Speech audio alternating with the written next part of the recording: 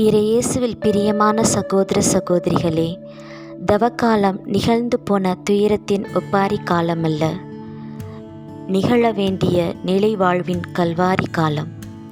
இது இயேசுவின் சிலுவை பழுவை நினைத்து புலம்பும் காலமல்ல, நம் பாவத்தின் பழுவை நினைத்து திரும்பும் காலம், இருளிலிருந்து ஒளிக்கு திரும்பும் காலம்.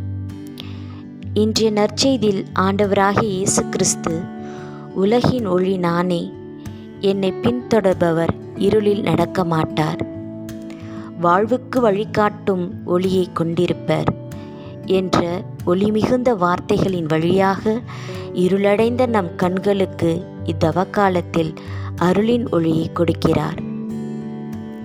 இருளில் நாம் எதையும் காண முடியாது, ஒளிதான் பார்வைக்கு வழி கொடுக்கும்.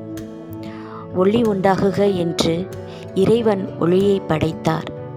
உலகிற்கு வழி கொடுக்கும் ஒளி நானே என்று இயேசு தம்மை பற்றி கூறுகிறார். இயேசுவை பின்தொடர்பவர் இருளில் நடக்க மாட்டார்.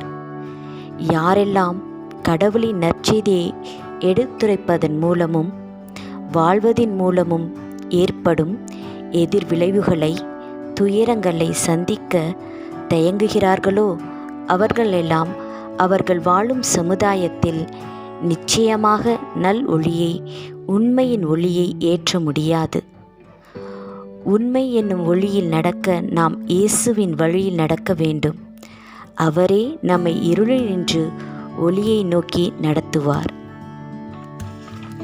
இருளின் மூழ்கியிருக்கும் அநியாயங்களைக் கண்டு அமைதியாகிவிடாது, அக்கிரமங்களைக் கண்டு ஒதுங்கிவிடாது, தைரியத்துடன் நம் ஆண்டவரின் உண்மையின் ஒளி பிரகாசிக்கும் நற்செய்தியை எடுத்து சொல்லவும், தீமைகளுக்கு, அநீதிக்கு எதிராக எதிர்த்து நிற்கவும் நாம் உண்மையின் ஒளியின் மக்களாக அழைக்கப்பட்டுள்ளதை உணர்ந்து, உண்மையின் ஒளிச்சுடரை உலகமெங்கும் அறிவிப்போம், வாழ்வாக்குவோம்.